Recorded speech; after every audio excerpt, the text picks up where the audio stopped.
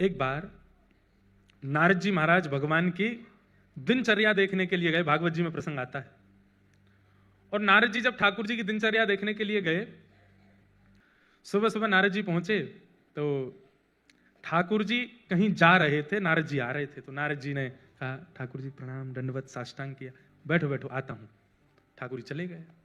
नारद जी अंदर गए तो लक्ष्मी जी ने बैठाया, आसन दिया, आइए विराजिए, कुछ भोजन प्रसाद बाल भोग करेंगे, नाश्ता पूछा। नारद जी बोले नहीं सब ठीक है। ये ठाकुर जी कहाँ गए सुबह सुबह? तो लक्ष्मी जी बोली ये रोज जाते हैं, सुबह उठते ही चले जाते हैं। कहाँ जाते हैं ये मुझे नहीं पता, सुबह उठते ही स्नान ध्यान करके चले जाते हैं। तो नारद जी हमारे जो हैं, जैसे हमारी जीवन के स्क्रिप्ट राइटर ठाकुर जी हैं, ऐसे ठाकुर जी की लीला के स्क्रिप्ट राइटर नारद जी हैं। कई बार कई लीलाएं तो नारद जी की वजह से होती है ठाकुर जी के जीवन में। तो नारद जी बोले अच्छा कैसी गृहिणी हो आप कि आपके पतिदेव सुबह सुबह कहीं जाते और आपको पता ही नहीं है। ठीक है, अब वो तो परमात्मा है, अपनी इच्छा, ना जाने क्या क्या उनकी लीलाएं हैं, हमने कभी विचार भी नहीं किया। नहीं नहीं गलत कर रही हो आप, यहाँ आपका पातिव्रत धर्म नष्ट हो रहा है। आपके पतिदेव सुबह सुबह उठ करके कहीं जा रहे हैं और आप देखती तक नहीं हो उनकी ओर। तो लक्ष्मी जी के मन में शंका आ गई। नारद जी महाराज ने शंका उत्पन्न करा दी।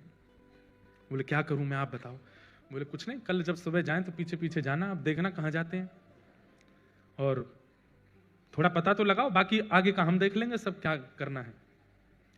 तो सुबह सुबह ठाकुर जी उठ करके स्नान ध्यान करके नित्य के भांति निकले। पीछे पीछे लक्ष्मी जी छुप छुप के जा रही हैं, देखूं कहां जाते हैं। तभी वैकुंठ में कहीं जाकर के ठाकुर जी एक द्वार जैसा था उसके अंदर प्रवेश कर गए। भीतर से द्वार बंद कर लिया। लक्ष्मी जी बाहर तक देख आई, लौट करके आई। नारद जी से बोला मैंने देख लिया, कहाँ गए? बोले कहाँ गए? बोले यहाँ से ऐसे ऐसे जाके इधर उधर जाके वहां एक द्वार है उसके अंदर प्रवेश कर गए।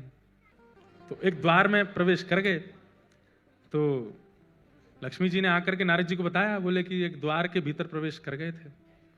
तो द्वार के अंदर क्या है? बोले हमने उसके आगे नहीं देखा, अपने इतना ही देखा। बोले कैसी पत्नी हो आप, केवल मार्ग देख के आगे? अरे भीतर तो देखना था, क्या है? बोले आपने कहा था आगे का आप संभाल लोगे, आप ही देखो।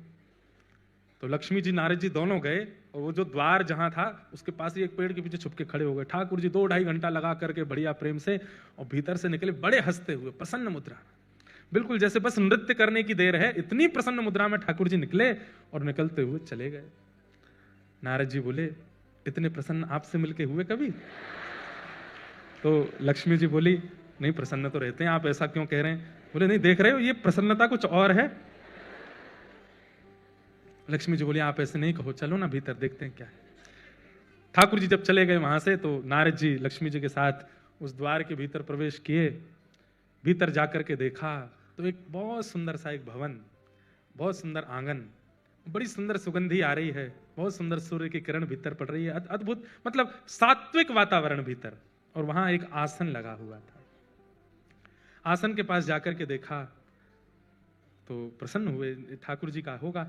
उस आसन के सामने एक चौकी थी, उस चौकी के ऊपर एक सिंहासन था, वो सिंहासन एक कपड़े से ढका हुआ था। नारद जी बोले सिंहासन क्या है और ये ढका हुआ क्यों है? लक्ष्मी जी बोली आप देखो ना, आपने कहा था कहीं ऐसी कोई चीज ना हो कि हम देख लें ठाकुर जी नाराज ही हो जाएं, आप देखो। तो नारद जी महाराज ने जैसे ही वो वस्त्र हटाया, देख करके लक्ष्मी जी और नारद जी दोनों के नेत्र चकित रह गए। कैसे? वो एक आसन था और उस आसन में 4 खाने बने हुए थे। खाने समझते हैं? 4 ब्लॉक्स थे, जैसे आपके 3 ब्लॉक हैं, ऐसे 4 खाने थे। एक खाने में लिखा था सतयुग, एक खाने पर लिखा था त्रेता, द्वापर और कलयुग।